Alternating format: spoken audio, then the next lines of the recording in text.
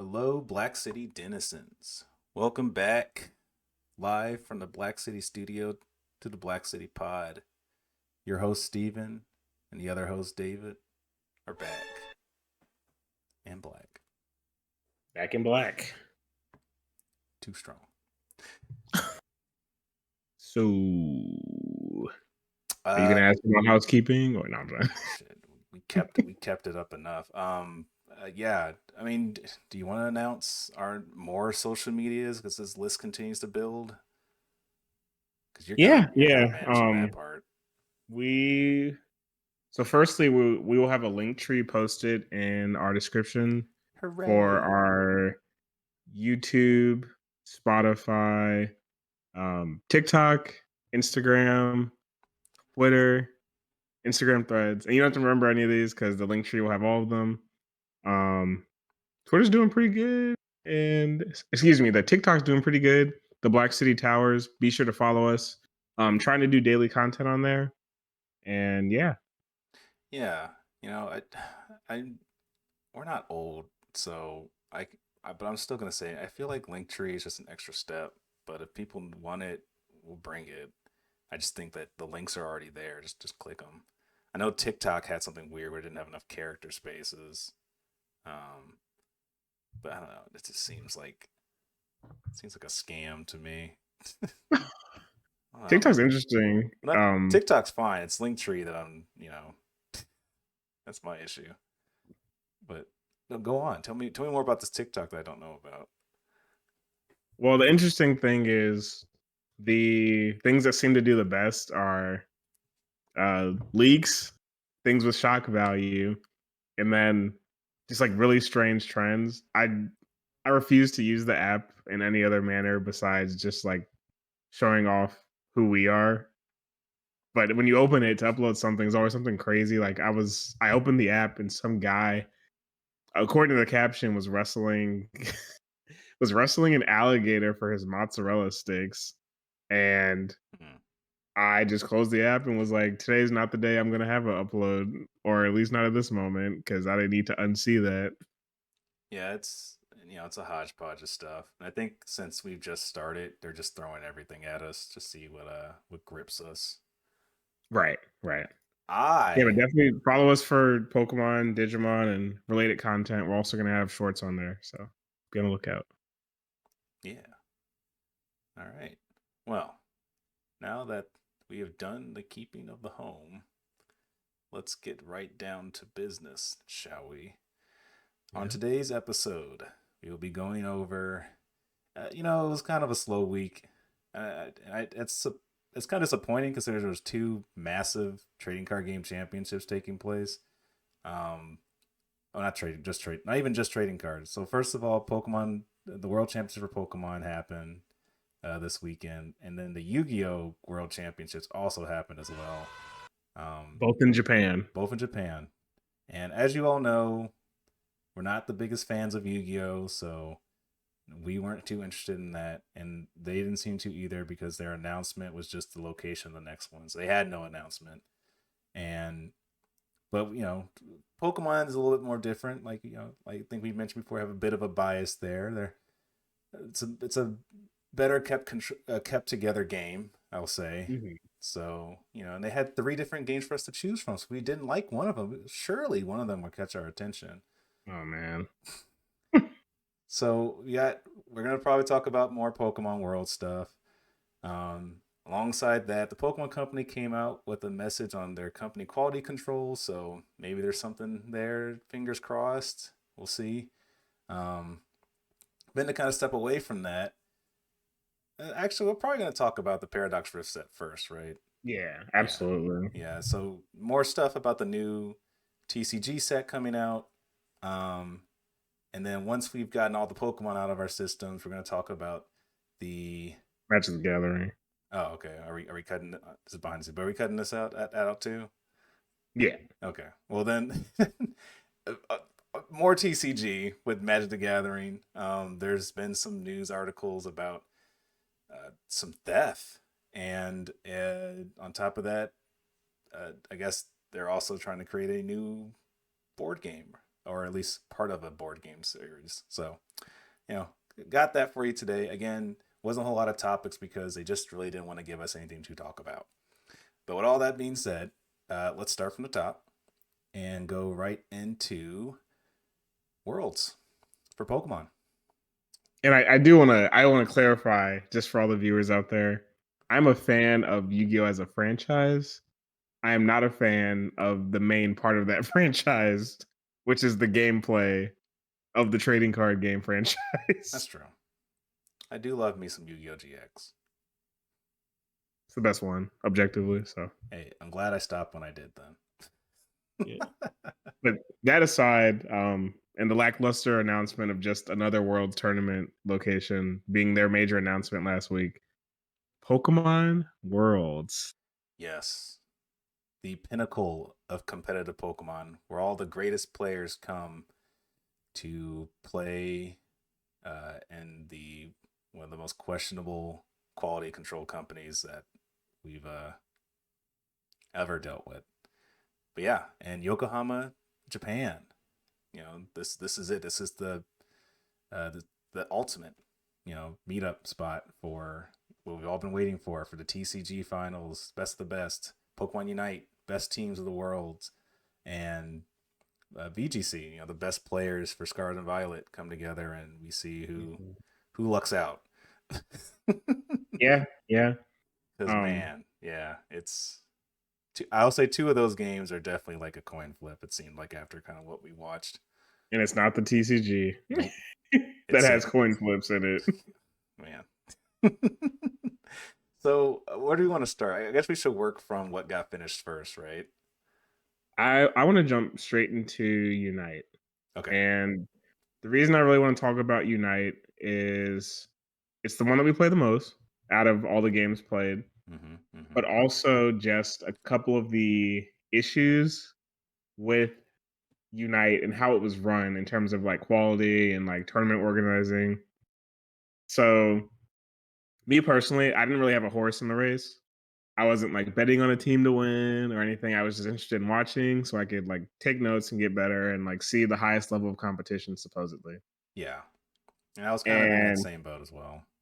yeah, yeah, because like usually you like have like a team you're rooting for if you watch the Pokemon Super Bowls as I described it to my fiance. Shout outs to her. Um, but I didn't really have a horse in this race because a lot of the teams don't have a like large online presence or just they're playing the game. They're more focused on the game than having a brand, which is fine. Yeah. So one of the teams, um, in their pools, they were instructed after playing a match, they were supposed to have like a 7-hour gap of time in order to play their next match, but they were instructed immediately after losing that they would have to go right into their next match, and they lost again. And here's the issue with that for those who don't play anything competitively. They were told basically, "Hey, you have X amount of time to prepare for your next match, no matter what the result is." Because the way it works is you play against everyone to see who comes out on top with the best record, essentially. So they lose, and it's a pretty crushing loss. And as they are like mourning and re-strategizing and stuff, they're basically told as they walk off stage to go back on stage to play again. And when that happens, they also didn't have time to charge their console and their controllers and phones and such. So during one of their matches, um, one of the players' controllers actually disconnects, and there's no rule or anything in place to kind of like ensure them or like have them do a redo because everything happens in real time. And they just basically lose the entire tournament. And the Pokemon Company and associated parties are just like, they just see it as a loss. They don't see the nuance and the issue with that situation for those people who actually have to compete and play in that environment. Hmm. And just for listeners, do we know the name of this team? Mhm. Yeah, so it's TTV. TTV. Okay. Yeah. So, and I think that also to the point is that not to say that Pokemon should report on these things themselves, but you don't really hear about these stories unless you're hanging around like Twitter essentially. Um, but it just seemed like production wise, there's a lot of like behind the scenes stuff that people are kind of just like throwing their hands up and figuring out what to do in these situations. And there seems to be, at least in my opinion, there's always like a thought in my mind. It's like, oh, there's always like contingency plans, right? Contingency plans on top of plans if things fall through. Like, what if a controller disconnects? What if the game crashes? Because that is, if you play Unite, that is something that just does happen. Sometimes your game will just crash. Sometimes you'll just disconnect from the server. It happens all the time, and and in personal play. So at a big venue event, there's an exponential amount of chances of these things happening, as we'll talk about, I'm sure, in the other games as well. But um, to hear that they didn't have a backup plan in case one of these things happened, and, and even just at the bare minimum, the scheduling of things, like I don't know where did that 7 hour gap go, Right. right? Like what happened? Did, Like I understand like an hour, like 30 minutes, like shortened or like, oh, we push things up 30 minutes or something, but 7 hours is crazy. That's a crazy push. That's a shove. Yeah. Oh yeah. Block H, like all the people just got raptured, dude. Like, yeah, there's not gonna be a Block H. So just come on up. We have no one to play but you. TCG, everyone OTK'd, so we had nothing to film. Right. Like, yeah, sorry, everyone bricked. These things didn't happen. So it was just like, so who planned this and where can we find them? Yeah. I mean, it's just one, it messed. The only reason I had any sort of like, it kind of messed me because like I had banked on TTV at least placing, and they were also, they were favored to not win all the way, but to get pretty close. They were one of the, I guess, higher prestige. I guess, I mean, just the more they had better results basically. Um, they Very had just, successful team. yeah, like they had just won their last regional pretty handily, and for that to happen, and then everyone just has to kind of just sit there and hold that L, I guess, is, it just, I don't know. There's a sense of unprofessionalism going on here. Because in any other scene, this would be unacceptable. Yeah, and you have to think that this is kind of this is like the highest level of play according to the Pokemon Company, right? Yes, And their words. we'll get more into like the issues for all their games, but basically everything happened with issue. And that's really sad to say because you think that the company with the largest grossing franchise in the world, multimedia franchise, mind you, in the world, would have things like that handled, like their housekeeping, their HR, good staffing, good scheduling. Anything, almost anything that could have gone wrong besides natural disasters did go wrong. Yeah. And something that I kind of like noticed, and we'll get a little bit more into it when we get into VGC, is a lot of these events seem to almost be strictly for spectator spectacle rather than for the players. Yeah. Well, it's not even, that's not even really true either. Because, sure, for the games themselves, of course. But for the event as a whole, it seems like it seems like even the spectators aren't really safe. We talked about it last time. I think during our Re-Rat Presents episode, Re-Rat Presents. Um, uh, on the Black City pop-ups. By the way, go watch that. But we kind of talked about how even as a spectator, you're not even allowed to attend all of the events. Um, so I guess in that sense, it's like, yeah, we want to make sure that at least when you're watching the main game stuff, that's the focus, is making sure the spectators don't have to wait around because they can't go out and do something else. Um, so I don't know, like, and I don't plan these ginormous events, so I can't say that's the sacrifice you just have to make. But I don't see this happening um, during other competitive events. It's like there is a directed schedule, and we follow it. And if we get things a little bit off course, it's usually only by like a couple 30 minutes, maybe an hour. It's not any crazy things like, oh, the peripheral I used to play the game just died, and they didn't have a backup for me. Like, really? You didn't plan for that? How does that even happen? So I don't know. I can't say either way. I think it's just that they're it feels like just kind of held together by very tough glue and sticks, you know. Yeah, and well, I guess to kind of expand on what I was saying, I think it's more of a spectacle for spectators because they have the look at this boat you all can go on and look at these pictures that you can go take But in Yokohama and like just like they have all this stuff that has nothing to do with the comfort or that's what I'm saying. um You can't do the spect. Not every spectator can do that because not everyone can right. go on the boat. Not everybody can go to the Pikachu March. Not everybody can go. I mean, I guess everyone can go look at the graffiti art because not like they're blocking people off. I don't think they were anyway. But to that point, like that's not even an option for them to go do if they had that lull period. Mhm. But I mean, I feel like I feel like I'm going too far deep into that. I don't want to get straight away from your point. Right. So yeah, it's just a bit sad to hear that this was a shared experience of players at this event. It wasn't just this one team, TTV. This happened for other teams as well with like disconnects or like games crashing. And with every update that's happened on the Switch, reportedly, performance for the game has gotten worse, load times have increased. So it just seems like a lot of things that even are noticeable and have been reported in reviewer surveys even months ago. I won't say they're being ignored, but they're not being prioritized for a truly competitive environment. Yeah, And this extended into the VGC, which is it's the video game of like Pokemon Scarlet and Violet tournament for the game, where players were playing and switches were crashing and they were disconnecting mid battle.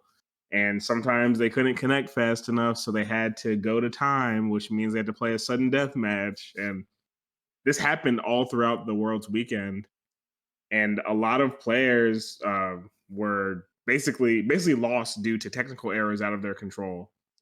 And that's not to include the people who were removed from the event for other various reasons. oh, Um, yeah, it was there was a lot of things to be frustrated at as a competitor. yeah. So, do we want to talk about those specific reasons since we're at VGC right now? Because I mean, I felt like VGC had the most problems, just as far as various issues. Because yeah. So I mean, do you want to start with that, or do you? Yeah, Yeah. Okay. yeah, we can go into the ethics of and the lack of understanding of how long it takes to build a VGC team. Yeah. So before that, I just want to say that yes. So the disconnect issue was a big issue, and how they resolved all these issues was just, I believe it was the sudden death rule. Correct? You would do one match, and then the first knockout would dictate a win. Mhm. Yeah. So this would usually happen if there was a disconnect, something like that. Some players, however, did not even get a chance to go into their best of three because their Pokemon may have been generated by using a separate tool to create their Pokemon. There's most of the a lot of the competitive Pokemon, I will say, are not available from Scarlet and Violet's base game. They're usually locked behind having to trade from one of the various other games, whether it be Pokemon Legends Arceus or Sword and Shield, or they're a special event Pokemon, or Pokemon Go. I didn't hear anybody using that platform, but I'm sure there's probably some Pokemon you can only get from there as well. So you have to have all of these avenues to generate these teams, and that's on top of having to then you know put together all the items for them, put together their IVs or their what's our not to go too deep into it, but that's their individual value. So if they're a better Pokemon, a certain stat, and then it's raising that stat itself using effort value. So it's a lot of work to build a competitive scene. To make a long story short, Right. and it is infinitely more easier to either a have a fan base that is willing to just give you everything you need for your team. Not accuse anybody of doing that, but I mean, some larger players do have a fan base following that can kind of generate those things for you. And it's also ultimately easier to just generate those Pokemon using some type of third party tool and just have them ready. And then as long as that Pokemon is not breaking anything beyond outside of what its parameters of what it can do, shouldn't be an issue. But the Pokemon Company seems to have a problem with that. Um, I can't really, I've never really gotten like a definitive answer of why that's the case, but they have what they do is before a match is they'll kind of scan all of your Pokemon to make sure that they're legitimate. Um, and I think they figured out a way to, you know, decipher between a Pokemon that was raised in game or one that was generally from a bot. Um, Hmm. but a lot of people were getting flagged for having these ginned Pokemon. And if you got caught with one, you were just disqualified right out the bat. Didn't matter that Pokemon was not breaking any rules, didn't have any crazy stats, didn't have any weird move list it couldn't learn, a move it couldn't learn or anything like that. You were just disqualified, period. And quite a few people got hit with that ban. Um, yeah, I mean, some players that have been doing this forever, um, and uh, who are very like usually they place very high in these competitions, so it kind of messes with the competitiveness of it. I'd say like you're not like big players who usually would place higher get dropped, and just kind of messes with the whole tournament setting. I would say. Hmm. Yeah, and I don't know if you saw, but I talked a little bit about this with a few other people, and apparently, when they run the check to see if people have legitimate or hacked Pokemon, it checks your entire cartridge.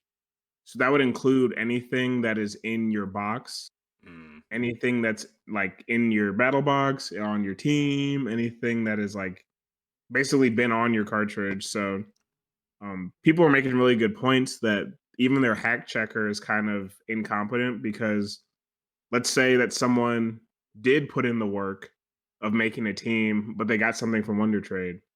Let's yeah, say that someone did put in the work, but they got a 6 IV Ditto or a Pokemon that would help them build their team quicker, or even like rare candies, just like something arbitrary and small that actually doesn't affect the battles themselves. It just increases how quickly someone could build a team.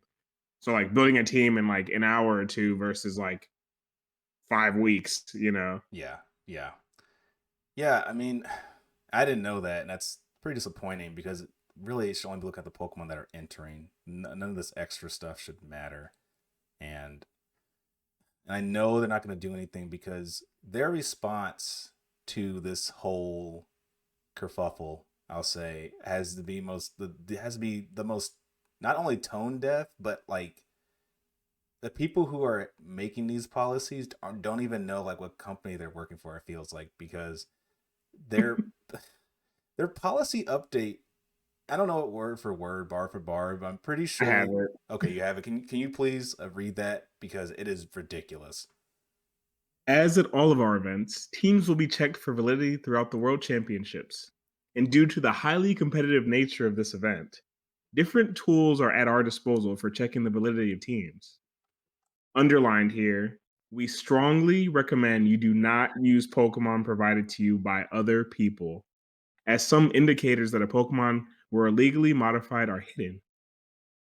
Pokemon discovered to be illegally modified will result in team legality errors, and you will still receive a penalty ranging from a game loss to immediate disqualification.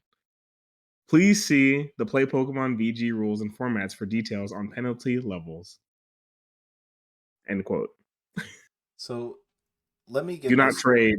Do not trade Pokemon. Do not trade Pokemon. Do not trade Pokemon, the game that literally is sold on the fact that you can trade with your friends. The reason why you even have a link cable in the first place from Pokemon like Gen 1. Do not trade with your friends anymore. Are you serious? Like what? Like what the hell are you talking about? Like It's bolded and underlined. We strongly recommend you not use Pokemon provided to you by other people. it just doesn't make any sense. Like I can understand, like way back when they got rid of Catch 'em All, I get it because there's too many of them. I didn't want to catch them all anymore. It was a logo. It was a motto made up or a tagline made up in America. Like who cares about that? But you mean to tell me the backbone of the game is like there's version exclusives and everything, and oh, but since we can't control the competitive scene, yeah, don't trade with your friends. Do it all by yourself. Do those 5 weeks of work all, but yeah, do And some. by do it all by yourself, that includes you beating the relevant 3 to 4 different games from this generation or past generations for legendary Yeah, exclusives. go buy Arceus. Go outside and play Go and do all the raids. Go get go get Let's Go Pikachu to get those Pokemon there too. Like man, like it is it is again my favorite word when dealing with this company. Frustrating to have to hear that, and it's not even like it's not. They're not. They can't be that stupid. They cannot be that stupid to be like, oh yeah, like we have an issue. What do we do? Yeah, just let them not trade anymore. Like Yeah, just ban trading. just ban trading. Like I know the statement is strongly discouraged. That's basically saying we are not going to take any steps further to correct this issue. If you just get banned because you got traded some Gen Pokemon, oops, I guess you get disqualified. Sorry. Like Yeah, and also them.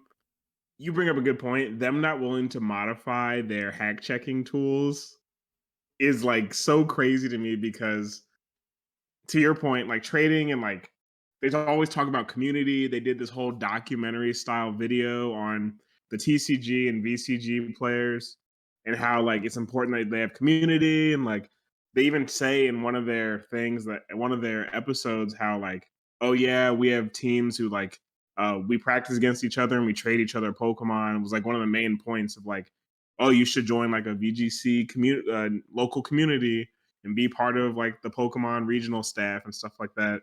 yeah, And all of a sudden it's like, nope, we we lay down the law, we're always right. Pokemon go get a job working for us or go F yourself. yeah, that's a good point too because a lot of the people who are competing, they got other jobs, they got bills to pay and everything. It's not like some of these more high professional players. Sort of like, this is my life. Yeah. Like, tell me to go get it. Like, I already got a job. It's Nah, called a go nine to volunteer at five. our regionals. Nah, volunteer at our regionals and get your 3 packs of a recent set, bro. Oh my god, dude! It's just like I BGC always has had. I've always had issues for a number of reasons, but to hear that this is still happening, it's just insufferable. I cannot believe people still play VGC and willing to put in the time with a company that is actively trying to make sure that oh you had a good run, yeah, who cares, you're banned. Yeah. Yeah, and 12 different people who participated in day 2, which I believe is top 32. They did tweet it out like, "Yeah, we're done playing VGC until something changes. We dedicated our lives to this, and to basically walk in and be immediately banned or get a immediate disqualification without any notice onto like what exactly disqualified me. Uh, it's more than a slap in the face." Yeah, it is literally getting kneed in the balls. I'm just gonna say. Yeah, and you have to think also like let's say people did do this legitimately. I don't think they understand how long it takes to build a competitive team because you have to not only build it, you have to test it. And if you don't, let's say you don't use third party tools like Pokemon Showdown, if you build something and test it and it ends up bad, you just start back over from square one. Yeah. Also, don't tell them that you use Showdown. They're just gonna ban you out. Like, Yeah. don't tell them about Showdown. Yeah. If you use Pokemon S browser, browser version and mobile version. But yeah, like I don't think they know that because I mean, I don't know. Like I know that like a lot of the volunteer staff plays the game, but like the higher ups of the company that probably make these final decisions, I don't think they're playing Pokemon. And not that I want them to, or I think they should, but at least have some kind of like acknowledgement of that. Like what you're doing to make this an easier process for people is still a long process. You know, like a Scarlet Violet making it easier to change natures and stats and all that stuff, that's good, but it's still a long process. Not that that Yeah, needs to completely change on its hat, but for some of these players who need the shortcut, just if it's within again, if it's within the parameters of it's the exact same Pokemon that's just been ginned, why does that matter? Why does yeah, that matter? yeah. Because like you have to think. I don't know. You just made me think of this. They're the ones who made these microsystems that take weeks on end to build an entire team. You're telling me you're not aware of like EV training and the shiny rates and stuff that you all program in? Exactly. So yeah, I mean, so that's going on for VGC. I don't know what's going to change for that, but that was for Rizzle the most frustrating part about Worlds, I would say. Well, yeah, no, I'd say that. I mean, as someone who didn't go, that was the most frustrating part. I'm sure if you went as a spectator, that's a whole other thing. But we already talked about it, so yeah. I mean, I hope something changes, but we are uh, probably not going to get a change. Um, They make too much money. Nothing could push them. yeah, exactly. Um, I guess with that, you know, I just don't feel like ranting over about BGC. Like people have said it a million times. It's been literally decades of people dealing with this. We're not gonna really get a change anytime soon, but I'm kind of okay just to move on. Yeah, yeah. Well, I do want to talk about something good from Worlds, which was uh the announcement. Oh And I'm well, gonna start. before we get What? to the announcements, I mean, do we have anything? TCG and Go happened, man. Like, you got anything to say about that? Come on. No, I, All right, I'm so getting. I here's your only TCG comment. Um, I can't wait for Pokemon V cards to phase out, and then we just fight against Gardevoir decks. amen to that, brother. The psychic types will rule forever. And Yeah, but anyway, we definitely didn't watch Go. Sorry. I turned on Go, and it was the same as anytime I watch Go. Oh, Yeah. they're clicking fast. All right, But anyway. you got to give Go credit. There were no major software malfunctions. Everything worked just fine. So I If people so are I'm allowed aware to of. use their own phone peripherals. Ah, that's the ticket. Yeah. So I'm sure Go was fine. But yeah. Let's cut to the important part, I guess. Right. Yep. So something good from Worlds, just so we're not always negative. They did actually. I'll start here. They did do Twitch drops for everything except VGC, Yes. and if you watched TCG for 30 minutes to an hour, you got some packs of the most recent set. Very nice. I And like that. for all of our previous episode viewers, if you're a big fan of the Caesar from City and Flames, from my free packs, I pulled the illustration rare on TCG Live. Cue clapping emojis. This guy stinks. I don't even tell you my pulls. Did you One, pull trash again? one I forgot. Oh, you know, no, like I pulled trash, but you know what's worse? I pulled dupes. I got that Oh gloom yeah. again, which I mean, Hey, I like that card. It's a good card. life life imitates art or something. Something like that. I'm surprised I pulled anything at all. I guess I got the Glamora EX. So Anyway, big I ups don't. to Gita. I guess you know what's going on, girl. But yeah, if you tuned in, they had drops for TCG for Unite that just gave you some like honestly stuff that didn't matter, but you got like limited licenses and um Yeah, it was cool that they were finally implementing somewhat modern technology into their live streaming. Yeah, no, Um, I definitely will say I appreciated them doing that. And to your point, like it was like obviously watching everything was fine as far as like watching on Twitch and stuff. I had a good time spectating, and it wasn't like a bad performance as far as like the front end stuff. Worlds was fine. right. Um, yeah, so that aside, the other good thing was they had announcements after most of the award ceremonies, and the Pokemon Unite announcement I was pretty excited for. And if you go on our TikTok and Instagram, you've probably already seen it. Mhm. Um, they announced Blaziken, Mimikyu, and Meowscarada are coming to the game. And Blaziken's coming out about a month from now, actually. Yeah, yeah, very soon. We had already known. I mean, everybody. It was look. If you play Unite, you already knew Blaziken was coming at some point. Um, so that's super fun. Like again, all rounder. I'm all about that. Looks like a very fun player. I would say for all the characters, it looked fun. They all not anything crazy. No comfy BS. Um, No gimmick, at least. yeah, exactly. Like Mimikyu looked like a cool Pokemon. I'm surprised that was also an all rounder, but I look forward to see what exactly that means because all round is kind of like a up in the air. What exactly? They're a combination of two classes, right? Usually. Right. So Nowadays, anyway. yeah, exactly. See Charizard. Um, so Mimikyu looked interesting, and Masquerada is, I think, looks interesting because for me, I have no interest in playing Pokemon like Greninja, who have a lot of interesting movement options and way to distort vision for the opponent and stuff. And it looks like Masquerada has some of that kit inside of it as well. So, you know, looks cool. I'm Yeah, probably I Go ahead. I'm most excited for Blaziken, but I'm also like biased because I like Blaziken because he's just like pre Infernape, you know. Yeah, So better Infernape, but I hear you. uh, we're not gonna debate this, but anyway, We don't have to. Blaziken's awesome, and he has a really cool moveset. I'm usually the ranged attacker player, but I definitely will be playing him because he's one of my favorite Pokemon.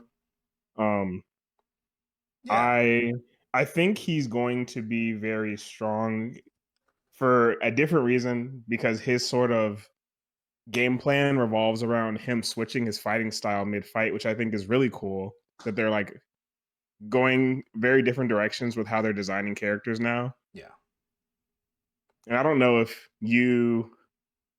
yeah, I guess you haven't played a lot of League, but even this is like barely represented even in like other MOBAs I've played. So I'm just really hoping that he does well, and this is like a good sign that they're going to make characters that aren't just insert move here that makes character unstoppable. You yeah. know, I'm kind of in the same boat. I mean, Blaziken looks like an interesting Pokemon. I do want to give him a shot.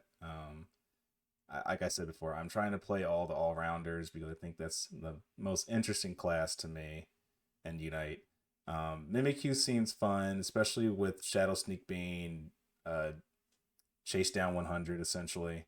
I mean, dude, like we'll have to see how the range is on that, but that is hilarious. Oh, you're running away? What's up? Like square up right now because you're getting hit by something.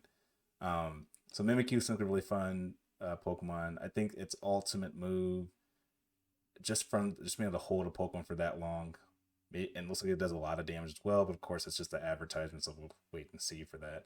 But right? very big single target focus Pokemon, so interested to see how that works. And then Masquerada, again, like we said, like a lot of interesting parts of the kit. Probably the most technical of the three. It seems Yeah, like, well, absolutely. but all three of them have some interesting going on. But Masquerada is like, okay, how does the clone work, and what is it the rest of his kit doing? Because I know Flower Trick's gonna have some kind of sneaky stuff going on there as well. So yeah, Yeah. so we'll see. But all three of them definitely gonna try to get as soon as possible for free, of course. Um, You fool. They're going to have another event that requires you to play their game 12 hours a day to unlock with in-game only David, currency. you silly. You know there will be no event. You'll just have to buy with in-game currency or wait a month. That's the real game. Shout out to my boy China. Yeah, holding it down. I hear you. Get that bag, man. I feel that. I feel that. So yeah, so that was Unite's announcements. I think they seem, you know, it's a breath of fresh air. We still, I mean, I know I have to wake up the next day and see Mewtwo in rank, but at least I know there'll be some more fun Pokemon to play as I Right. get my ass beat. Cooler things to die with. Yeah, to your point, like that's pretty much it for Unite. We'll talk a little bit more about Mewtwo Y when we get closer to their release date. Yeah. I kind of wanted to shift gears and kind of get your opinion on Pokemon TCG, the Paradox Rift reveals. Okay. So I think we purposely didn't talk about this because I do want to hear how you feel about just like off the cuff. But in my opinion, well, first I'll start with the new dual mechanic they're adding. Okay. The new keyword, I'll say, with ancient and future. I am not opposed to this, but I didn't really vibe with Rapid Strike and Single Strike before. And I hope that in a few years' time, they are not just going to always do this pattern of here's the new keyword mechanic that we're going to introduce, and it will be relevant until we have a better version of it. Right. A third version, I'd say. So, ancient and future Pokemon, those Pokemon look like normal ass Pokemon, right? Yeah. Like they With the revealed. extra word on the card. Yeah. So basically, what they're doing now is that they released the art of these new Pokemon, ancient and future. They're kind of based off the Paradox Pokemon, but they're essentially just basic Pokemon that have not even really too engaging moves and stuff. But they have this, as of this point in time, they have the on the top right the ancient or future, depending on which Paradox it is, and that will play a part in the support for the set. I would say. Mm-hmm. I think that this will eventually build off into something good, but as it stands right now, especially with the EXs we've seen, I think this game is going to be very weak for the first set. Um, it will not have the power that Battle Styles did because Battle Styles surrounded around the Urshifu cards that came out, and those cards were just good. They had good Mm-hmm. support, and they were pretty much built out the box. Now we haven't gotten the full release for Paradox Rift yet to say for sure, but you know, their big hitters that they've revealed so far are not hitting big. Yep. And based on what's been revealed, we don't even have a or an item card. We don't have a dedicated supporter. We don't have a dedicated energy. And these are things that we're expecting to come Well, based on what we got in Battle Styles. we have a clue because if you look at Brute Bonnet's card, it says that if there's a ancient I forget like an ancient booster capsule, I think is the item name. Yeah. If it's Hmm. attached to the Pokemon, it gets an extra benefit. Now that benefit sucks. Poisoning you and the your team and your opponent at the same time. I'm sure that's I don't know, man. Status effects haven't been relevant in a pretty long time. So, Yeah. you know, The Stone Age is the yeah. last time. Hey, you knocking it out today. But if maybe there's some support for it, but so far that I would need that item to do a lot more heavy lifting to make these cars good because they're say for one, I'll give Roaring Moon like credit. Like it could be an interesting Pokemon Gimmick. gimmick, yeah, a casual deck even. But as we've been shown right now, like it's really they're not very interesting or they're not very strong. I'll say. Yeah, yeah. A lot of them have sub 250 HP values. Um, a lot of their attacks are like lackluster slash don't KO any current meta relevant threats. Um, they almost seem like something that like a basic Pokemon would have. Yeah, Uh, yeah, like to your point, I think they're pretty weak. I'm gonna wait until the entire set has been shown before I have a final opinion. yeah, I was really hoping Iron Moth was stronger, but it seems to be a more of a support mon, yeah. and I'm of the opinion that as of now, these are just going to be nice collector's cards to put in a binder. I was disappointed because I thought the Paradox Pokemon were going to get the treatment of they will all be EXs because there's not a lot of them. Right. So it would make sense to give them, and not only are there not a lot of them, but they are all basic Pokemon who are very strong. I would just give Right. them the EX treatment, and eventually you can release like a weaker version of them in a later set. But Hmm. some of these are getting off on the wrong foot. I'm only really concerned because, as you can see from my profile picture, I'm pretty sure Slitherwing is either getting the shaft or it's going to actually be one of the good boss mons in this set. Probably, actually, it's pretty popular. So, a bit up in the air about it. I'm hopeful that it gets a really cool illustration rare. Yeah, I can see it being good later in the format because I assume that they're going to make it fighting.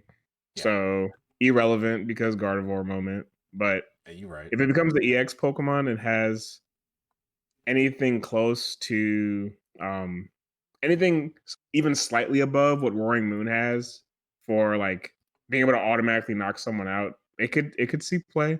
But that's what I'm banking Fighting, on, man. yeah. They haven't announced it because it is the good card.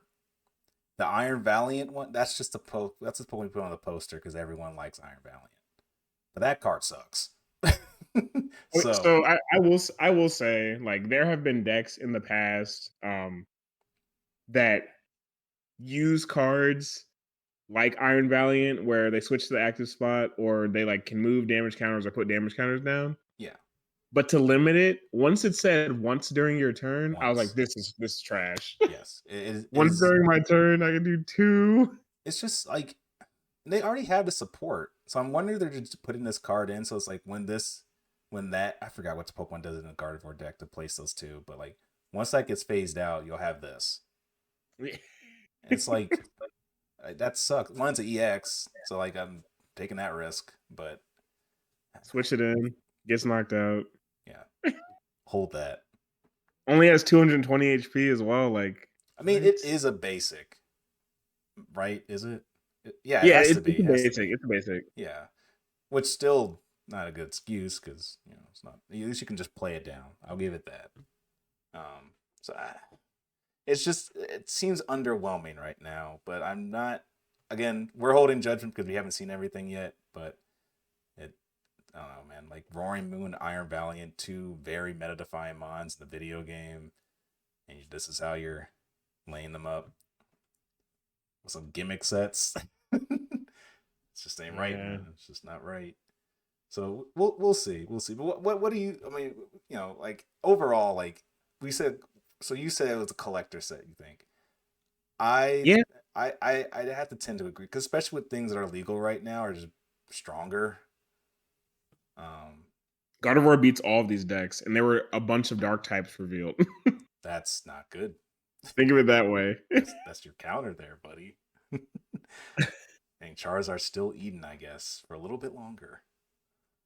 Gardevoir competes with anything that's been released in the Gen 8 block. These Pokemon don't compete with Tag Team.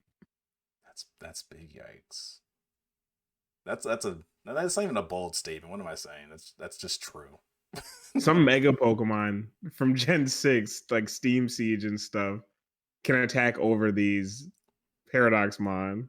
Hey, maybe it's a return to form, man. Once we hit 300 HP with VMAX, we had to tune it down a little bit. So I was thinking about that, but like the Gardevoir deck is so fast, and I'm not just trying to like rag on Gardevoir, but it's like the near the top of the meta. there were So it's like like 4 Gardevoir decks at the finals or TCG. I think you can talk about it. well, like you have to think these cards are coming out. How do any of these cards stack up with or even have the chance to beat something like Gardevoir EX or like Mew VMAX, you right? know, yeah, yeah. Because as we'll talk about, I mean, the support that would do that can be put in the other decks. So Yeah. that's probably a good segue into the other announcement for TCG. And that is the return of an 11-year-old gimmick. An 11-year-old gimmick. With A Spec. A spec? No, I'm done. Stop. What is that? So A-Spec, honestly, I don't know what they came with the name. It's a pain to say it, but A-Specs are a one-of card you can place in your deck, a one-of trainer card, which means you can only have one in the entire deck. You can't have any variation of four of them. You have to have one. And they are extremely powerful item card. They well, I should say we're assuming that they are because we haven't been shown anything yet, but they are extremely powerful item cards that Mhm. have basically have a very good effect with no drawback. Essentially, just to make it simple. Um, and those are returning. Those are coming back in 2024 to the TCG format, and I'm excited because uh, A spec cards are just busted. They're game warping for Yes, sure. they are. But I'm also kind of scared because there's something in I feel like you can always kind of search the discard pile, but there's a lot of cards right now that allow you to search the discard pile. Mhm. And Even simple stuff like super rod and whatnot. yeah, And exactly. there are tons of supporters who can help you get tools or item cards back. So Yeah. And the issue with ace spec cards, you can only have one of them, but if you can play as many as you want during your turn, like any other item card. So I can see things snowballing out of control. Surely, maybe they've included a change to their rules, but I mean that's kind of my thoughts on ace spec. I don't know how you feel about it, but it is an interesting development. But it's just going to make things even faster. I feel like for these decks that are already better than others. yeah, I think they will be really strong. And Pokemon is crazily enough one of the faster TCGs nowadays. I think it only raises the level higher. And part of me is thinking that okay, these paradox Pokemon are kind of mid. I'm assuming the booster energy will probably be An ace spec, a spec card yeah, that will substantially increase the power level of these Pokemon or give them like a specialized attack yeah, of some sort, similar to uh, the scrolls from Battle Styles, yeah. right? It definitely checks out with I mean, the scroll. Yeah, that's actually a good point. The scrolls from Battle Styles, but also just Aspect in general, because a lot of those cards were tailored to one specific Pokemon. So it's a very easy thing to do is make it tailored to a specific set of Pokemon. See Ancient Future. Yeah. So, um, I plan on making a video to kind of break down Aspects in more detail. At least the past ones to give us an idea of what we're expecting in the future. But as it stands right now, I think that's a good point. I think this will be mostly tailored to the Paradox Pokemon, but I don't know, man. I need, I need, I need my cards to look pretty now. So if I'm pulling out Scream Tail and it looks like that with the Grand Canyon rock Oh texture on the side, I'm man, like, I can't play this. This is not my boss card. I didn't want to even talk about that, but yeah, the normal rarities for these Pokemon. Thank God we had alternate arts, but the normal rarities, though the Paradox Pokemon from the past, they took a Dude, L. it happens all the time. Scarlet fans are just not eating good. Like they treat us so bad. Oh We man, got no drift, and now our cards are not iced the fuck out. the W we got was the ancient Paradox Pokemon design, but everything else was just L's to L's. They keep doing us dirty, man. Why are we orange? Orange has never dripped. Just because we're unga on the inside doesn't make us bunga on the outside, man. We got Riz, I swear. I'm gonna put for that. It's a sad person with the Supreme. I was gonna say it'd be nice if I had a sad Riz sound effect. Wow, wow, Oh, wow. wow. Oh man, but like at the end of the day, like every set now is gonna have like very beautiful cards. It's just that the ones they showed here were just a little lackluster, but maybe that was the point, just to show you the new gimmick that we're introducing. And hey, here's this thing that I'm sure half of you in the audience were not even born yet to recognize, but the A-Spec's coming back. Yeah, yeah. I will say that I have high hopes that the Apex cards make some of the more fun or interesting EX Pokemon somewhat viable. I don't want it to be like a polarizing thing where like you have to use Apex or you lose. I want them to just be able to be incorporated in things like a lot of the weaker decks, meaning anything grass type, any of the Wow. EXs released in like how they evolved, right? Yeah. Because I just want like I want diverse formats. I want player expression and skill like to be close to in representation to each other. Yeah. And if these powerful items that are like part of your resource system in Pokemon that you need to manage properly and effectively, do that in a healthy way, that'd probably get me to play in person a lot more. You know? Yeah, I agree. Well, yeah, man, wouldn't that be nice? Not having to fight the same deck throughout the entire tournament. Exactly. So we kind of talked about it. I think we kind of went over how people generally feel about this new set coming out, unless I'm mistaken. Um, it just seems like it's got a lot of cool ideas with the way to it plays out, but um, oh, I guess I forgot to mention like some cards got leaked, right? Yeah, like the Mewtwo EX, Mm-hmm. Skeledirge EX, the Steel type one.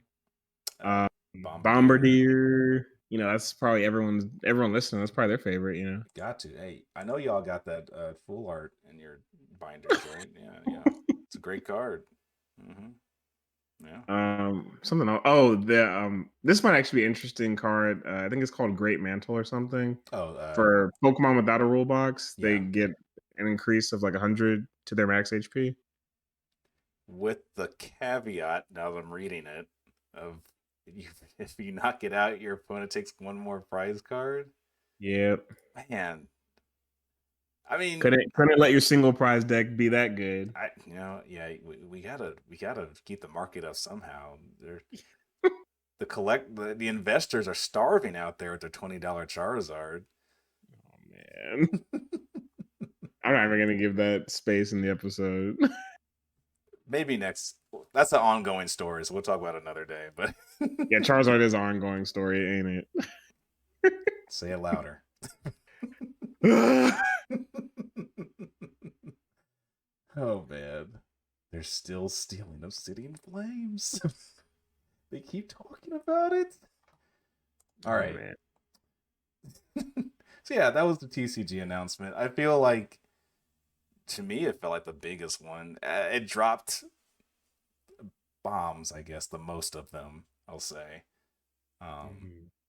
you know, but I appreciate it. I thought it was very cool to see what they are announcing. Um, can't wait to see how it plays out for like you said, how it plays out for everything else. So yeah, do you have anything else to say? I know we didn't talk too much about the cards that were leaked, but I just want to say that they do exist. You can go find them. You can look at the cards. They look pretty. That's it. Yeah, I do want to talk about the set more in a future episode when more is revealed. So we're gonna Yes. go into more detail then. Right now, a lot of stuff is still under wraps, Mm-hmm. because things haven't been fully revealed. It's gonna be a newer set. We just got Obsidian Flames Yeah. this past week, Things are so moving fast, and man, I just thought about. I was like, we're gonna have the City in Flames again. It's like, yeah, we are, because 151 is dropping soon. So, I will say like just my last thoughts on it. mhm. Because this set is competitively kind of mid, I think will make for a fun draft build and battle. That will be fun. Yeah, yeah, that would be. And I'm down to do that even beyond the pre-release. To be honest, Mm-hmm. so look out for that, guys. Yep. Woo. All right. Uh, So that was Unite, and that was TCG, and now we have the last one that they announced, VGC. oh Um, man. I, I, okay. Let me start by saying that Raging Bolt, it doesn't Whoa, look. whoa. Oh, what? Where What is that? am I jumping? Wait, what do you mean? What is that? Paradox Raikou for those out there. For those who didn't watch the presents where they already announced this, Because they announced it twice this week, by the way. announced it twice. Well, honestly, after Unite was announced twice at the same event, I was like, whatever, it doesn't even matter. So yeah, Paradox Raikou, they brought him back on stage, I guess, and I will say that like in the first trailer, he was 2 feet tall, so it was nice to see that like if you're gonna make him a dinosaur, at least make him huge. So it looks a little better. It's still kind of whatever, but I'll give him that. So, well, that's not important though. Who cares about that? The main thing they were talking about, because Worlds is the pinnacle of competitive Pokemon, they introduced a whole bunch of new moves that they're introducing to the game. And I don't know how you feel about this, but I think it's kind of weird to gatekeep moves until the DLC drops. Nah, bro. We literally are getting the upper hand for paying money. Hey, y'all hate Tailwind that much? Well, listen, for a small deal, I got something for you. Oh my! Hey, wait, I wonder if upper hand. Sorry, I'm getting too much into this. So upper hand is one of the new moves they revealed. Yes. It's the one I'm probably most excited for. It is a move that out prioritizes priority moves and forces a flinch. Yes. So it's like big checkmate energy. But I was just thinking as I was saying it, like, I wonder if it works against Prankster. I am almost 100% sure that it does, because they made this move for a reason. You know that. Worlds just happened. We saw all the tailwinds coming out. Man, we got to have a more interesting Worlds. How do we do that? I know exactly what to do. I'm gonna gut all these teams in one fell swoop. I think you mean we ban and kick out half the top 32. No, I'm kidding. Yeah, we make new moves. That was plan A, but then the contingency plan. Oh man. So like that's to me, that's what it is. Like, I think it's so funny because the attack is like just someone muffing with the hands, just like shut up. Mink. Hey, what's going on? My moves are useless. Imagine someone looking away. Like, this is like total Noah energy. Why did my sucker punch not work? What happened? Just Noah. Oh man. But yeah, upper hand beating out priority moves. That's huge. Like, we know how big priority moves are, and that we've seen Pokemon kind of come out with some ways kind of mitigate it. Like, oh, fake out is just like it keeps beating my moves. My first turn's always lost. Like, all right, we'll put a covert cloak on it. Well, now at the very least, at least upper hand is doing. That's another thing too. I wonder how covert cloak works with it. Probably the same way, but having higher priority than those priority moves is going to be really big. I feel like just to kind of stuff out stuff like fake out even. So I mean, interesting move. That wasn't the only one announced. There was also, was it Psychic Noise? Psychic Noise. Psychic Noise does damage and prevents healing. That's cute. I don't see that besides the Pokemon they literally showed they were using it on. I don't see that playing a huge part. I can't resto. I can't resto the Dozo. What the? That was it. He is gone. And that was the end of that Dondozo set. Yeah, and the example, like, first off, Gardevoir not relevant, but Gardevoir is not relevant. We're talking about VGC, by the way. Yeah. I'm assuming all these are move tutor moves, right? Yes. Mm-hmm. Okay. 100%. Did you want to talk about the non-move tutor moves, the like exclusive to Duraludon and yeah, I think now would be a good time new to talk Paradox about it. Mons? Yeah, I'd say so. So there was Archiralodon's signature move, Electro Beam, where is a 2-turn attack. It's basically electric solar beam, right? Yeah. Yeah, exactly. So In rain. electric solar beam, but in rain. So in rain, it becomes a 1-turn move. It's big dumb move. Like, Yeah, also, he's not electric type. is he still dragon still? Hmm.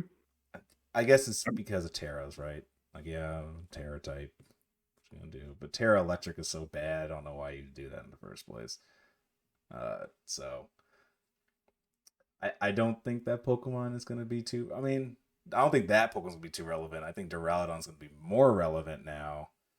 Uh, so I mean, that's kind of where I'm at with that combination. But what was the other moves? Syrup bomb. Can we not talk about him? Bro, you love Driplin. See, but see, you were mistaken because last episode you said I like candy apples, and you were wrong about that. So I feel like in this situation, That's not true. what do you mean that's not true? I I would can, never be wrong. I can't tell what I don't like and like. Shut up. You love Driplin. uh, so Driplin is No, not but dripping. Yeah, for real. Like for real, this Pokemon sucks. I hate it. yeah, so I think this move is interesting. So Syrup Bomb, grass type special move. It causes your opponent's speed stat to drop one stage each turn for 3 turns in a row. Interesting. Okay, So so we have a move that actually forces a switch now. right. Or just completely like cripple something, right? Yeah. You know, yeah, I can see that. This is an interesting move because there's not a whole lot besides Icy Wind, right? There's not a whole lot of moves that like are meta relevant that are lowering speed specifically. Um, and my only issue with it is it's locked to Driplin or Yeah. yeah, right? So Like all jokes aside, I love Applin and Flapple and clown Appleton. or not clown, I would never play with these Pokemon, even in a casual competitive setting. not in your lasagna loving life. Oh man, I love the move idea, but it's exclusive to something that's probably some nasty cheeks. Yeah, yeah, I agree. I think this will uh look forward in Gen 10 was an egg move for some Pokemon, but you know. Yeah. So there's that move. I guess speaking of exclusive moves, I forgot. Yeah. So Paradox Raikou gets Thunderclap, Mm. and this is the part where I tell you all what that move does. It's a electric type move, and it's pretty strong, and it's exclusive to that Raikou guy. And actually, we don't know it. It is. It has. Okay, I got it. So if the target is preparing for an attack, Thunderclap has increased priority to go before the target. If the target is not preparing for an attack, Thunderclap fails. So it's electric special sucker punch. Yes. That can be kind of nasty. I mean, I like the idea of there being a special attack based sucker punch. That's good. My only concern is this Raikou going to be slow? Because it's the only one who's getting this move I guess. Yeah, I that we guess that know of. hasn't really been shown. Yeah. I Yeah, we mean, don't know its stats, but I'd assume it'd still be like decent speed, even if it's quote unquote slow. I could see it being like an 85 speed. that's a fate worse than death, though. Yeah, middling speed. Yeah. So I guess rest in peace, Raging Bolt. We hardly knew ye. Well, we'll see. I just with the paradox Pokemon, if you look at some of their stats, it's like okay, they were just like throwing darts or like rolling dice or something to create these stat spreads. That's fair. Somebody looks at Slitherwing and is like, yeah, surely I can wipe this with a flamethrower. I was like, I only did fourth. What happened? Yeah. What's going on here? What is Cabalion Iron Blade or something? Yeah, so Iron Crown. Yeah, so Iron Crown signature move is Tachyon Cutter. It's a multi-hit steel type move. That's kind of all we got of it, right? Yes, it Oh, it probably. never misses. It never Oh, that's misses. right. Yeah, it guaranteed never fails, and it does. It's gonna do like a good amount of damage, but hit twice. The example they used was, hey, it breaks disguise. All right, cool. So subs, watch out. But I don't know. Like I feel like that move has been done before. Like the benefit Yeah. of not missing is cool, I guess, but that's not like anything super revolutionary. So uh, Yeah, and it usually the trade-off is like damage, which we want damage, you know? exactly. But hey, you don't know. It might again exclusive move to a legendary, usually pretty good. So at the very least, someone that can make that good, it's doing a lot of damage. So we will see how that goes. Um, I think that was it for moves that we know. moves, yeah, for moves for sure. Um, I will say all these moves are not coming out to DLC 2. So once again, DLC 1, I I don't know. I don't know what we're doing. I don't know It how was long. really Yeah, it was really crazy. A lot of the reveals were for DLC 2. Like we don't know if the DLC 1 legendaries even have signature moves or anything. We just know their ability. Yeah, exactly. And it feels weird because I don't like again, all the stuff for DLC 2 is like DLC 1's coming out. Like have you revealed everything for that already? Like I don't know why we're talking so much about this thing that's coming in winter, I believe. Yeah. Yeah. Yeah. So it's just it's odd. It's making DLC 1 like an afterthought, which I hope is not the case because that's the one that's coming out and the only reason I'm going to be turning on that game. So, True. It looks like it because it looks completely disconnected from Scarlet and Violet's main story and world. yeah. Like Paldea as a region has nothing to do with this Japanese festival inspired side island. And then all of a sudden DLC 2 is completely relevant and it's a sister school to the main school from the Scarlet and Violet story. Exactly. So, and with the new Terra legendary with the 19th Terra type, Mhm. Yeah, a bit so odd. yeah. Bit odd. Bit peculiar even. So yeah, we'll Yeah. see. How Yeah. do you feel about the 19th like Rainbow Terra thing? Do you think it's gonna be like crazy broken or something? So probably because so the only reason I know is because I did this for like a raffle thing. If you put every single type together, it would still have a weakness to rock, and that would be really weird if that was how they went about it. It's like you're just every type. Um, so that's stupid. So what they're probably gonna do is just make it like you're every type and you have no weakness, and you also deal neutral damage to everything. And I mean, as a big dumb super move, I'm sure that's cool for the legendary. Um, I just don't know what they could do as far as like a gameplay mechanic there for to have every type. So I have a theory. I mean, I'm open to this theory. So Please for save Legends this gimmick. Arceus, Yes, you remember the legend plate I that do. you can give Arceus? Yeah, but what does it do? So the legend plate in Legends Arceus changes Arceus's judgment attack to always turn into a type that is super effective to the Pokemon you're against. Ah, I see. And assuming that they don't bring the legend plate to this game, Nope. I'm thinking that this will be them giving quote unquote the legend plate to everybody because that I'm just thinking like what could they do with all the types that like would be super crazy or like wouldn't it be so broken and polarizing? Well, I think it is going to be just the same mechanic from Legends Arceus basically post game Yeah, where your Terra Blast will always be super effective to the single thing that you target, right? Like yeah, I think that would make sense. yeah. I think it's kind of Unga, and I think it takes away a lot of the strategy. Hmm. Like, why would anyone want to use a single Terra type when they can just use this That's what Rainbow type? that's what I'm thinking. I'm thinking the trade off is you have to hold an item, right?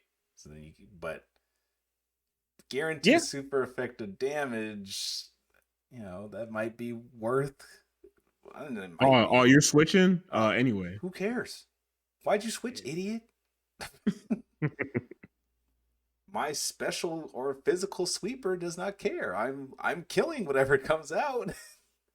I have checkmated you at turn one. So I'm sure there's some like play with that, but I just think that I hope there's more because I really am getting sick of these. Yeah, just do big dumb move. Like, come on, like we got away from that in Gen 7. Well, no, we didn't. We got away from that in Gen 8. When Gen 8 stopped being a thing. Um, You so mean post Gen 8? Because Gen 8 had crazy moves when you Dynamax. that's true. Yeah. This sets up Tailwind and it's like 100 base power flying move. Anyway, I I despise Gen 8, and that's all I have to say about that. Dark Ages. The Day of Darkness. Oh, I didn't know people were in their bag today. Oh I'll give man. it to you. I'll give it to you, Chairman Hey, Rose. I try my best. Try my best. Oh man. But Yeah. Yeah. yeah. So I mean, I again hope it's not anything like super polarizing. We will see when that comes out in winter. But by that point, I will be super excited about the next set that comes out for TCG. So I really won't care about Pokemon Scarlet and Violet. So it'll be a topic to talk about another day. Yep. And don't worry, when Pokemon new stuff comes out, I tend to play it and finish it within 8 hours of its release. So we will be talking about it that day. I hope it's 8 hours of content, at That's least. facts. I don't know why I even gave him that. I'll finish it in 2 hours and we will finish recording. We'll be making up the rest of the 3 hours from that 5 hour DLC collecting mochi. Mm-mm. Oh my God. Yeah. So I think that's all they announced on that. Yeah. Yeah. Yeah. They didn't release any details about the 19 Terra type. Just that it has a bunch of secrets and it probably has something to do with some of the new characters, presumably Miss Briar. Yeah. And it has to do with the new legendary that if we were to get a traditional third game would be on the cover. But here we are. You know, I know it's like kind of going back a little bit. I just thought about it. If Raging Bolt is coming to DLC 2, are we getting Entei in DLC 1? I mean, that'd be cool, and I think it would make sense. Yeah. But But I'd also say, why are we shafting Entei from any spotlight? because Entei died, so Terrakion could not walk. That's what's happening right now. Like we created this, and we don't even like Terrakion. Straight up. They both come in the Gen 5 post game of the remake that we're Oh, probably yeah. not getting. That we're probably not getting. Yeah. Yeah. Non existent. I don't know, man. A Spec was a Gen 5 mechanic. It was introduced. Was it Black and white. Plasma? No, Boundaries Crossed. There we Oh, go. yeah. Boundary Cross. And, yeah, yeah. Boundary Cross. So, maybe. Yeah, never mind. But on the vein of Pokemon Company and their love for their game and little franchise, Shoot, especially on the vein of the game we were just talking about. there was an interesting news article from a interview posted regarding the chief executive of the Pokemon Company. Mhm. Um, I guess I'll just kind of read his little blurb because he's become aware, some would say conscious, of general reception to Scarlet and Violet and all the glitchy messes that the recent releases like Legends Arceus, Scarlet and Violet, probably mostly, and BDSP, the reception they got regarding their performance on the Switch, games crashing, and a lot of the technical errors at Worlds. Well, bless his Um, heart. yeah, so make sure I say his name right. Let's see if Duolingo's got me. Takado, shout out to Digimon, Utsunomiya. He is the chief operating officer of the Pokemon Company, and he reports being in conversations about how the series has been maintaining regular releases and a regular release schedule, the same regular release schedule since the Game Boy era. And here are his specific quoted thoughts regarding what people have felt based on the interview at the World Championships this weekend. I think in general, if you look at the past, the path we've taken up until now has been the constant and consistent release, always regularly releasing products on a fairly fixed kind of cadence, always having these products able to be introduced and new experiences for our customers, and that's how we've operated up until now. I think we're still operating in that way. But there's more and more conversations as the development environments change about how we can continue to do this while making sure that we're ensuring really quality products are also being introduced. End quote. So So I don't know if you have any thoughts on his statement or if we won't even call it that. so yeah, I will say that it is this thing about these company statements, right, is that it's kind of a non-statement. It's a non-committal statement. So what you have here is someone saying that I understand the company knows that people are not happy with how we are doing things, but he can't just say outright like it's bad or we struggle with it, right? Because as a company and with stockholders and stuff, you can't just directly say these things, right? Right. So here's what I'm pulling from this conversation, and I'm going to pull up the quote real quick so I make sure I'm not misquoting him at all, um, or what you just said. um, it is he said manages things like we've taken up until now with constant release, always having these products that introduce a new experience for our customers, and that's how we've watched until now. I think it is his statement is sort of alluding to the fact that these things might change because it is an issue, and it's an issue across all of their games, even the ones they don't really produce or they have like the development portion of. You know, we talked about RCS, we talked about Scarlet and Violet.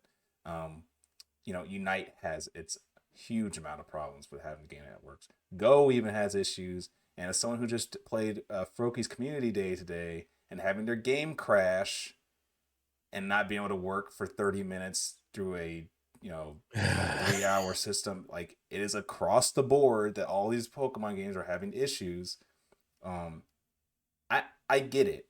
It is difficult to work in those like timelines for these games and then keep a quality product. I think what the statement is saying is that things might change because you can't have another year. Like Gen 8 was one thing people complaining because it didn't look pretty, Right. but it functioned. But Gen 9 actually had some legitimate technical problems to it where the game would just flat out crash. It wouldn't work. Save files are being deleted on a much more and on a greater scale than what is acceptable. So I think what's going on with the statement here is that we recognize that this has been our pattern for the entire time we've been doing Pokemon, but we understand that it might be possible we can't do that anymore because, as he says, development environments change. We're having more conversation about how to do this. There's a good chance that they're having discussions like we can't work with these parameters anymore. Like we are not given enough time. I hope people within Game Freak are saying this, we're not given enough time to develop these games. We need a longer development time, and that's what I get from the statement, just based on how um, the other facets of Pokemon are doing. You know that the anime is not just the main series with Ash anymore, right? We have Horizons. We're getting this new mini series. Guess which one I'm talking about? Because there's like three of them. Um, you know, we're we're getting all of that. The TCG, like you could get away with the TCG's timelines because you can just release Pokemon from any era. It does not matter. Yep. Pokemon Go is not tied to the release of a new game or anything like that. It never was. So all these facets of Pokemon aren't reliant on like, oh, it has to be the current new set of Pokemon releasing. Like it has been opened up now to these other, environment stuff. Like I think Horizon takes place in Paldea, but it doesn't seem like it. Um, so like I guess what I'm trying to get at is that they are opening up the making things more independent from each other, so we don't have to follow this pattern of like we have to have this game out in 2 years to follow the time the anime starts or whenever the new TCG set comes out. So like eventually it gets to a point where it's more open ended. We can have these longer development times and this sort. Now that's what I'm pulling from this statement. That's a big pull because he didn't say any of that, but it's Cope. yeah, but it's just the way he said it, I feel like. And I feel like a company eventually has to acknowledge we're going to start losing money if we are not delivering a functional game, right? Because if Gen 10 ends up being that game, it needs a like a day one patch that's bigger than the game itself, which we kind of did get with Scarlet and Violet, which Nintendo games have never dealt with, like period. And for Pokemon to be that first step and like, oh yeah, this game needs a huge fix now. Um, that had to be part of a discussion somewhere. Somewhere, someone had to get an earful in a meeting room somewhere about that because I know Nintendo's super big on like what we deliver is not like Microsoft and PlayStation where we have to have everything fixed day of or half the games on the disc you want to play on. You know, Mhm. so that's what I'm thinking. I'm thinking that we're going to have a shift in things over time, of course, but I think things might be shaped to be for the better, at least as far as like a functional game. I know I went a little long-winded there, but that's my opinion on this statement and the fact that they're acknowledging it. That's huge because we have heard radio silence for the longest time on Yeah, I'm this pretty topic. shocked they even publicly acknowledged it in any capacity. And I think you're right. Like things are going to shift for the better. Will what happen soon? Unlikely, Yeah, but I have high hopes. I mean, I'm sure internally they're already working on the Gen 5 remake. So I unfortunately say it will probably get let's say thunderclapped. And Gen 10 will be the first time that we see them like having a good development cycle. yeah, yeah. So, well, okay. I mean, that's I feel like Gen 5 remakes are going to be okay at best. Not okay, okay, okay at least. I'll say. We can't have a Diamond and Pearl again. Surely. I'm sorry, all you Gen 4 kids. I'm not as a Gen 3 kid. Oh yeah, We're you had to die instead of you dying so Gen 4 kids could walk. You died so Gen 4 kids could die. yeah, exactly. But I want to be positive about this statement. Because the other direction is, yeah, we know we're messing up and we're gonna keep messing up. Which, yeah, I don't know. Like, no one can be that. That's not true. But surely Pokemon is not that delusional. Pokemon Company, I'll say. So, Well, speaking of Pokemon Company delusion, I think they can oh man, this because the final Worlds this announcement. was so funny, and this was so funny in a bad way, like dark humor funny, but like, I could not believe just with like the news cycle going on. And for those who don't know, there's a crazy wildfire that unfortunately claimed the lives of about 80 confirmed people yeah, in Hawaii. it's a And very dire situation, and it's still ongoing. But so our prayers are with those people in Maui and Hawaii in yeah, general. I'll say for sure. Um, but you were saying, and in true Pokemon Company fashion of tone deafness, they announce they announced at the end of the entire championship series that Worlds 2024, so next year, that they're hosting Worlds in Hawaii. yes. Now it's And it's. Oh, go ahead. Sorry. no, it's so unbelievable that, and I understand that they already filmed the preview and all that stuff already, but Hawaii, like we've known for so many years that they aren't a fan of all the tourism that they get, and it's like been harmful to their way of living. And not saying that they're like not a part of like the United States and stuff, but like it's a completely different culture. They're on an isolated island, and it's already a limited amount of space. And with global warming and such, like they're losing a lot of their landmass, Yeah. and to have even more tourism directed toward them with little to no consideration for that situation just seems really tone deaf, because that news has been out about the wildfire since Thursday, I believe. Yes. So they had like 2 or 3 days to talk internally about, hey, we probably shouldn't post this announcement, or hey, we should probably pick a new location and have like a trailer pending for the next Nintendo Direct or something. Like there was time to pivot. It wasn't like a 24-hour notice or something. Yeah. Um, it's and that's kind of was my thought because well, I was watching with some friends at 3 a.m. in the morning when they announced this, and just to like it wasn't even on the table of like where they were gonna host it like in Hawaii because they've done it in the past. Like you said, they knew about what's going on in the events. Like you didn't have to make that announcement there. And where I will give them kudos that they acknowledge what was going on in Hawaii during that time or currently. Um, Right. I I just it just felt like it was unnecessary. Like you nobody needs to know. I mean, I know for tickets and stuff, right? But like no one needs to know that it's happening in Hawaii like immediately. It's not like the big thing everyone's waiting for. It could have been delayed. Yeah. Um, and it just kind of, it just, it just didn't feel necessary. And even with the aid that they're providing to, Maui, it's just, I don't know, kind of a This weird leaves a bad situation. taste in your mouth. Yeah, especially how that's the end of the show is that, um, it's I just don't know. Like again, there was probably some internal talks, and they decided to move forward with it anyway.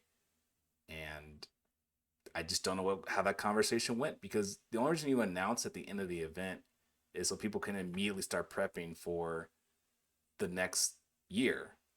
Right. That's it. There's nothing else you really gain from that. I know you want people who plan on coming. The best way to tell them is when they're already at the event they really wanted to go to, but again, that could have been saved for another Pokemon Presents or just a tweet. It Yeah. so I don't know. Bad decision making there. Um, and that's all I really had to say on it. I thought it was. I just to clarify though, the funny part to me was being in like saying they're not going to announce it because it's going to be somewhere like controversial, and ridiculous, um, like Hawaii, and then they announce it being in Hawaii. There's no way. Like Yeah. it It's like, was. what are the odds that Yeah, you would predict that? yeah, exactly. It's like how that's like it's a 1 in 1,000. Like, well, like, only again like just ridiculous decision making. So I don't know. Yeah, they were like, let's pick one of the few really controversial places in the world right now. Exactly, exactly. So that was it. That was the tail end of that show, and then most of us went to bed. Yeah, I was big sleep mode. Yeah, somebody slumped before the end of it. I won't say who. Huh? I don't know. Um, Overall, yeah. Go ahead. Sorry. no, just yeah, it was a good viewing experience. Things like this are like really good with friends, but it makes you really think a lot about these corporations and what's of utmost importance to them. And it just kind of like reminds you as an adult Pokemon fan that at the end of the day, this is a company whose aim is to generate revenue and money and appease shareholders. So Yeah. I do hope they change where Worlds will be. Um, yeah, I guess I'll just be in prayer. There's not really much I can do to the powers that be. Yeah, I will say it does keep, another year I have no interest in going to Worlds. Um, this time I want to go to Hawaii one day, but never I want to go to Hawaii to go to Hawaii. I don't want to go to Worlds in Hawaii because that's just their events have never been really good in that place at that place either because again like it's trying to house a bunch of people who a bunch of tourists who were going to do touristy things the entire time. It's just yeah, not for me. Maybe Japan would have been cool, but Hawaii that doesn't have to be a Pokemon trip, you know. So Right. saves me a buck. I'll say that. Man. Well, on that note, we're about at an hour 30. We can cut it there. Yeah, yeah. Sorry for all the Magic people who are looking forward to us talking about thieves. You know, don't worry. We are planning to, like, the first few episodes we talked about pretty much anything. We kind of been talking about a lot of Pokemon related things, and we're gonna expand back out yes. just because there's been a lot of Pokemon news. This is how the news cycle has been with the Pokemon Presents, Worlds coming up, and such. It's also Um, your fault, viewer. If you had just commented and said, I need more magic from you guys, you would have gotten it. But no, you were simply too shy to mention in the comments. yeah, and don't worry, we have non Pokemon related content coming anyway. We plan on diversifying our content to be like YouTube challenges, some skits eventually, and just like deck profiles and things of that nature for other games we play. So be on the lookout for that on our socials, which will be found in the description wherever you're viewing this below. So Yeah. yeah, don't worry. Thanks for being the good cop. I'll still be the bad cop. I'll never be a cop. That does deserve a riz. Alrighty, folks. With that, this is Black City Pod, and we'll catch you on the next one. And Yep. yeah, no jokes this time. Game!